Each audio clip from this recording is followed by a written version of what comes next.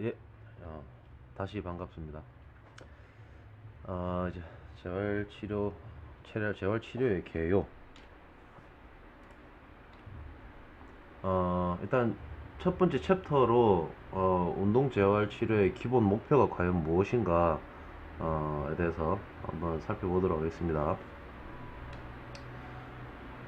일단 여러분들이 교재가 없기 때문에 사실은 뭐 전반적으로 이게 좀 교재를 기반으로 해서 여러분들이 학습을 해야 좀 더 구체적으로 이해를 할 수가 있는데, 제가 좀 쭉 한번 읊어보도록 하겠습니다. 운동재활치료라고 하는 거는 영어로는 Exercise Rehabilitation Therapy라고 그러죠.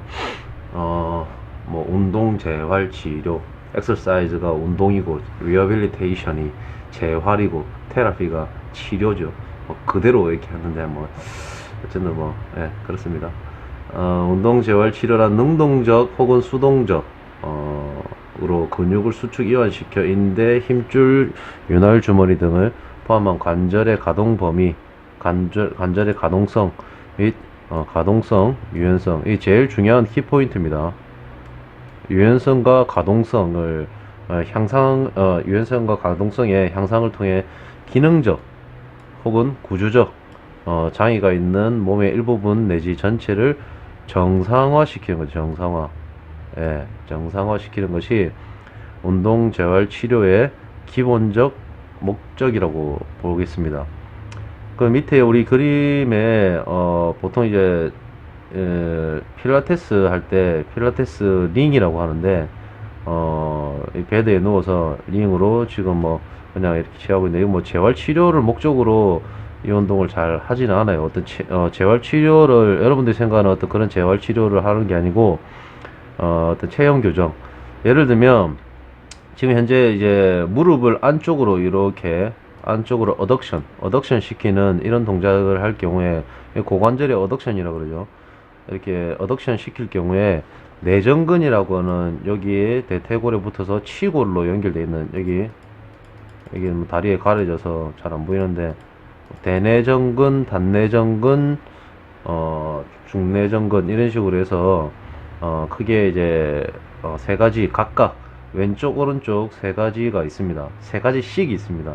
그 네 가지는 다리를 이렇게 다리 모음근이라고도 하는데, 다리를 이렇게 오므리는 역할을 하게 되죠. 근데 여러분들이 어디서 보셨는지는 모르겠습니다만,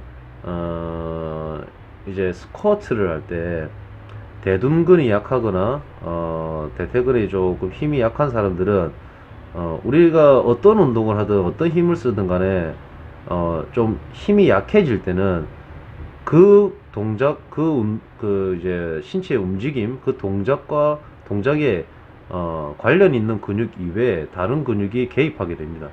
그러다 보면 어떤 문제가 생기냐면 자세가 불안정해지게 되죠. 정상적이지 않은, 그 동작이 필요한 정상적이지 않은 그 동작이 필요한 정상적인 자세를 벗어난 그런 동작을 하게 되는데, 그게 필요 이상의 필요 없는 근육들이 개입을 해서 그 동작을 어떻게 해서든 수행을 하겠다라는 목적을 가지고 움직이는 겁니다. 어떻게 보면 인체의 자연스러운 현상이라고 볼 수 있어요. 근데 그게 부상을 초래할 수가 있어요.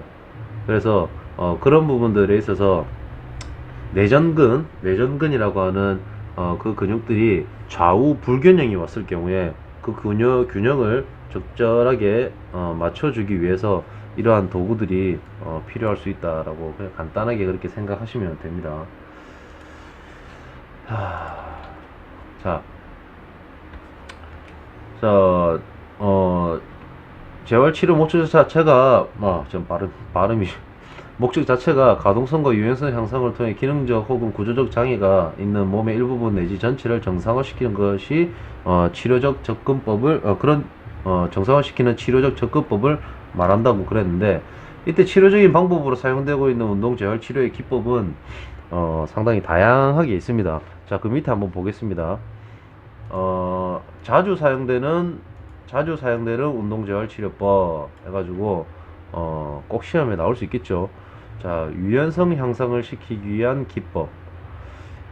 이게 아까 제가 말씀을 드린 것처럼 이 유연성이라고 하는 건 상당히 어떤 우리가 운동이라고 하는 게 일상생활 필요한 어떤 그런 가동 범위나 근력을 그 이상으로 사용을 하는 게 운동이잖아요. 그래서 사실은 유연성이라고 하는 어떤 그런 내가 예를 들어서 뭐 한 90도 움직이려고 하더라도 그 유연성이 100도 정도 확보가 된다면 여유를 가질 수가 있습니다. 그러면 그런 경우에는 부상을 예방할 수가 있죠. 근데 내가 가동 범위를 90도 정도 가져야 되는데 관절의 가동 범위가 80도밖에 안 돼요.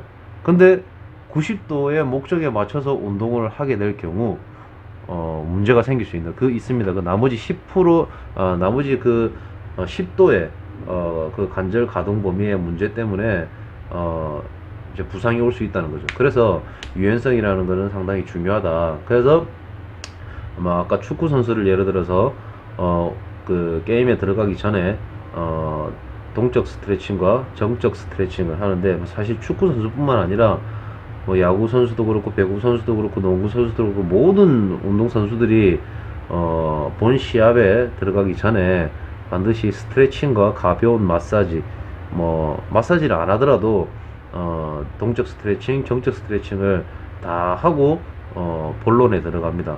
네, 거기에서 우리가 유연성이라고 하는 거는 쉽게 말해서 어떻게 보면은 내가 투자를 100만 원에 투자를 해야 되는데 내가 한 120만 원, 130만 원을 가지고 있는 거죠.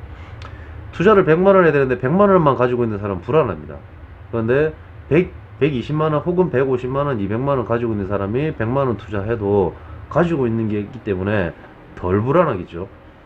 그래도 100만 원 이렇게 된다면은 좀 안타깝겠지만 좌우지간 굳이 설명을 하려고 하다 보니까 그런 거니까 잘 이해해 주시기 바랍니다.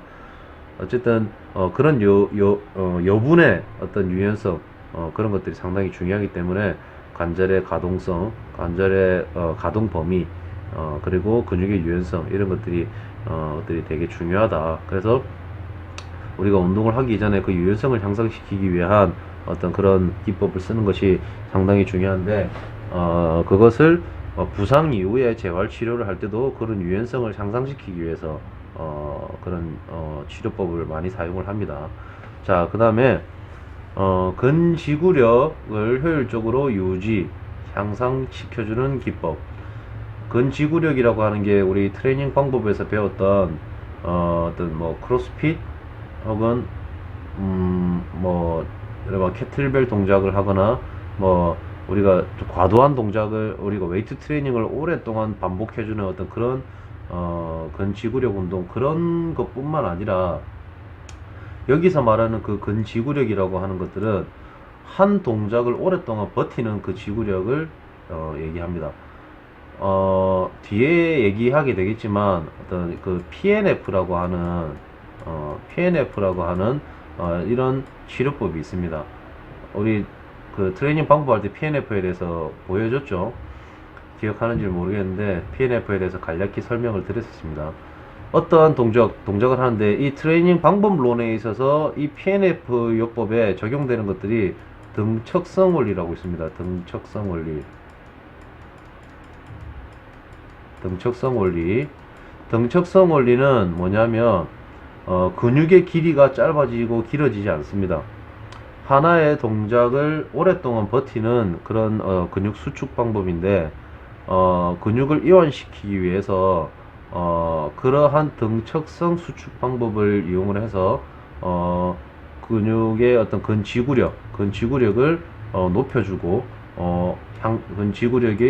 지구력을 유지 혹은 향상시켜주는 기법으로 PNF와 같은 그런 요법을 쓰기도 하지만 여기서 근지구력을 늘리는 목적으로 이 PNF만 꼭 쓰는 건 아닌데 이 PNF의 가장 큰 목적은 이완입니다. 이완.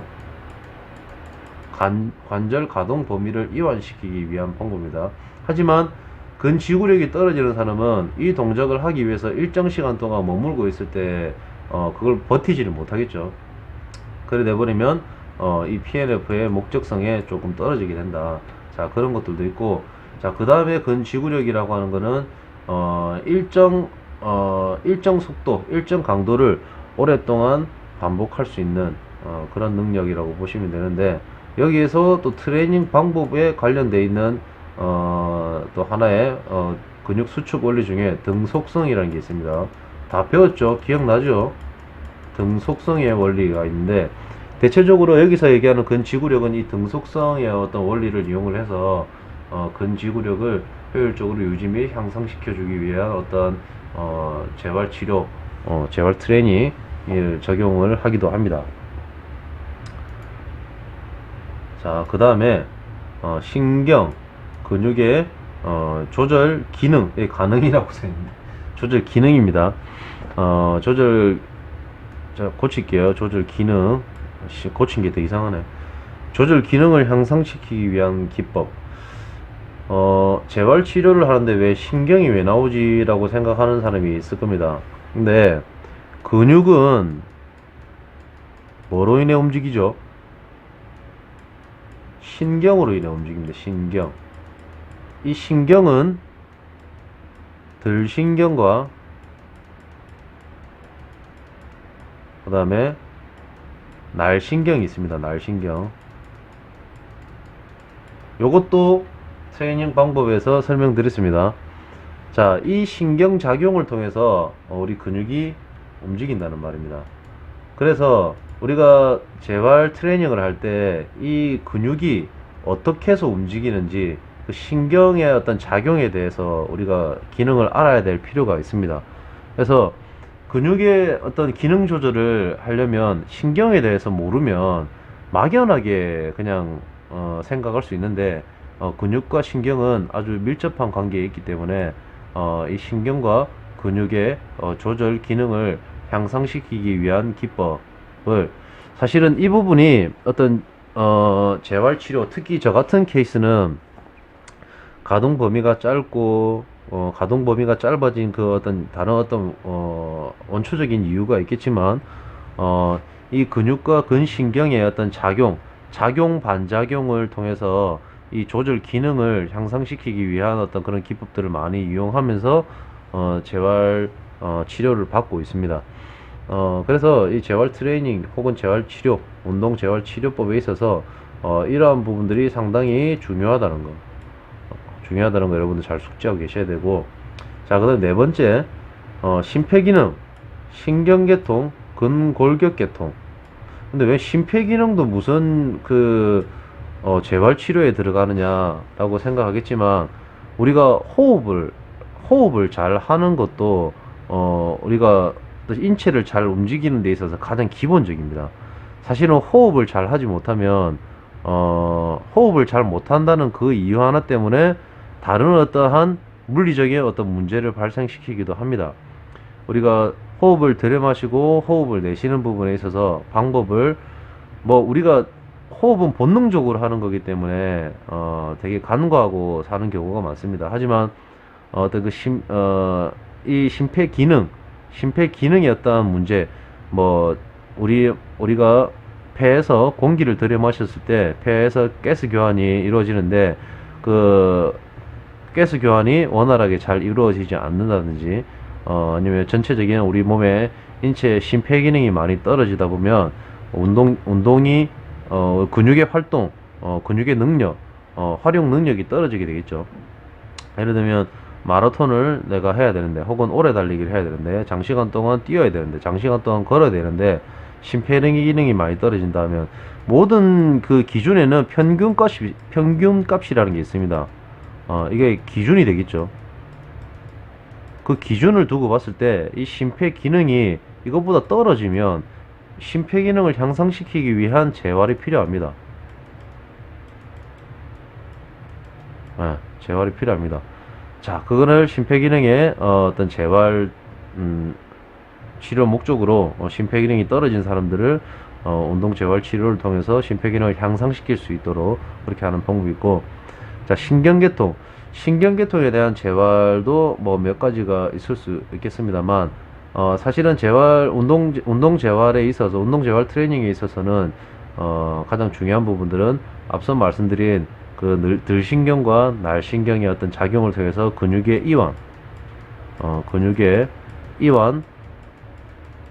이완을 꾀하는 것, 그것을 조절하는 것, 그런 것들이 신경계통이라고 좀 보시면 되겠습니다.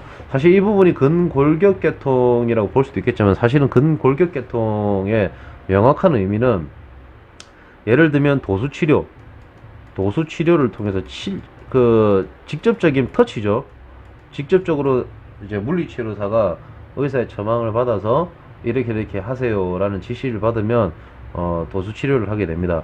만져서 이완시킨다든지 마사지를 한다든지 근막 이완을 한다든지 이런 부분들을 물리적인 방법을 써서 근골격계통의 어떤 기능을 활성화시키고 회복을 시키는 어떤 그런 역할을 한다고 볼 수 있겠죠. 그래서 우리가 재활치료법에 심폐기능, 신경계통, 근골격계통이 위에 있는 신경 근육 조절 기능과 연관되어 있는 그런 재활치료법의 하나라고 보시면 되겠습니다. 자, 그 다음에 끝으로 자세 불균형을 바로잡기 위한 기법이라고 있는데, 자세 불균형을 바로잡기 위한 기법으로 뭐 여러 가지가 있습니다. 사실 이 부분이 우리가 제일 많이 일상생활에서 제일 많이 발생될 수 있는 게 자세 불균형입니다. 자세 불균형에 대해서 우리가 한번 살펴보면 여기 영상이란다.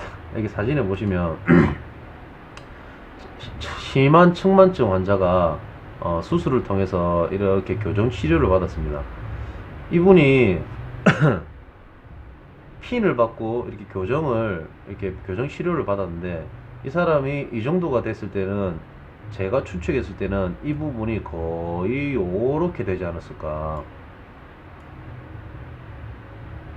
척추가 거의 이 정도가 되지 않았을까, 그런 생각이 들어요.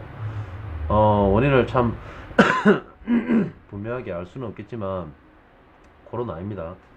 아, 참나. 제가 원래 좀 장기침이 좀 있습니다. 저도 흡연을 하다 보니까 어릴 때부터 좀 기관지가 안 좋았는데 장기침을 좀 합니다. 좀 이해해 주세요. 자, 그래서 이 정도가 된 사람을, 이거는 사실은 그 물리치료를 통해서 이걸 재활을 돌릴 수가 없습니다. 그러다 보니까 이제 살을 찢은 거죠.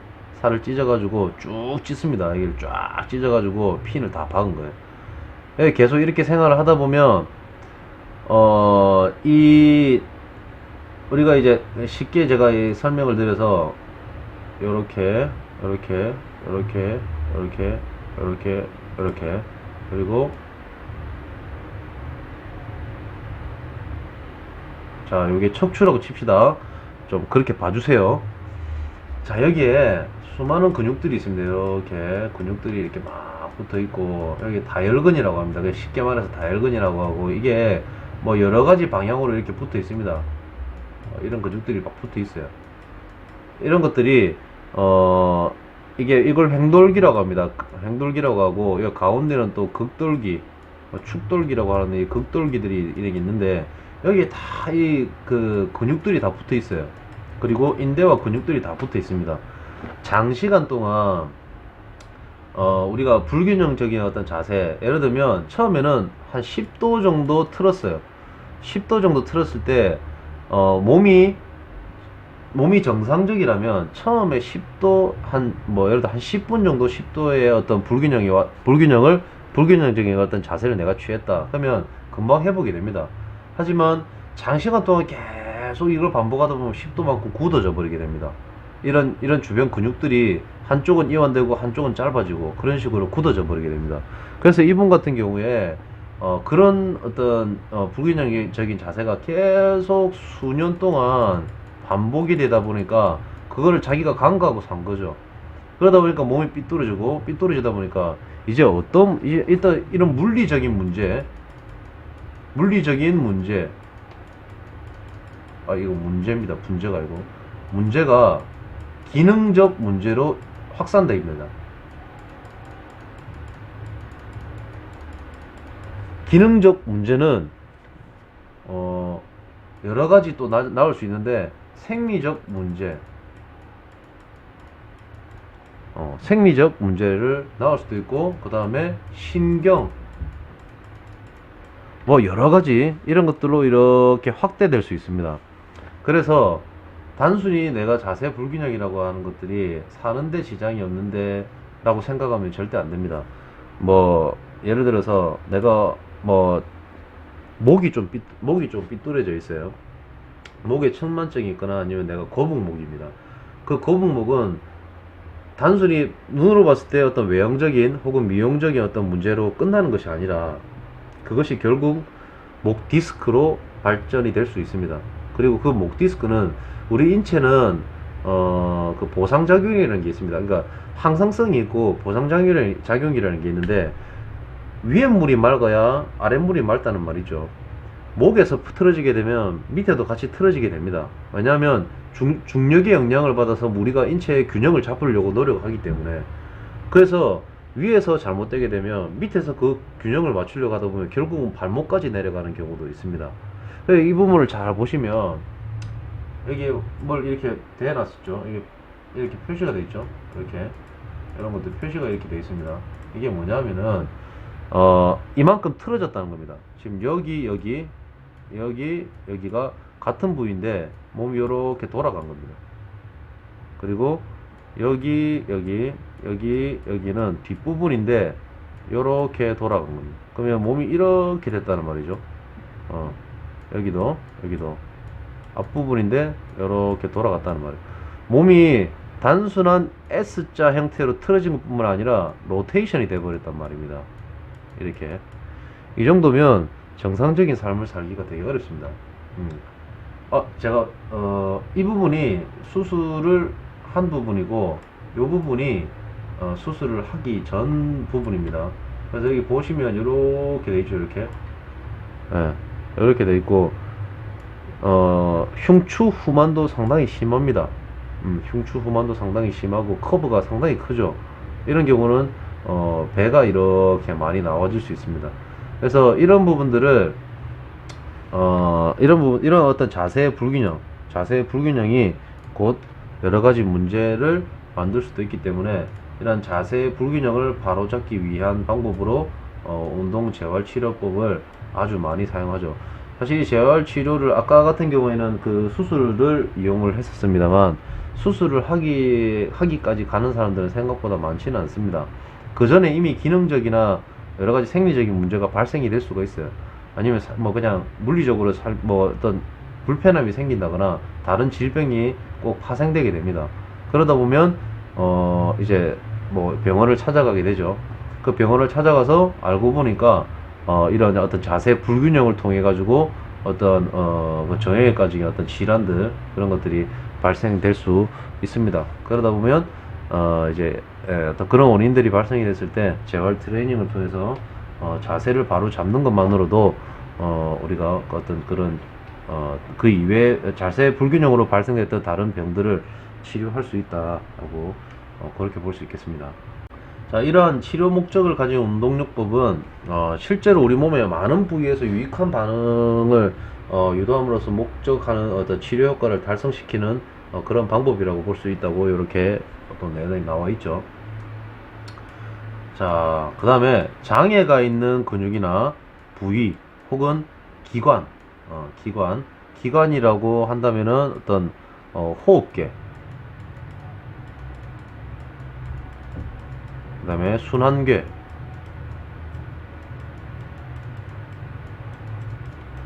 그 다음에 골격계, 그 다음에 신경계.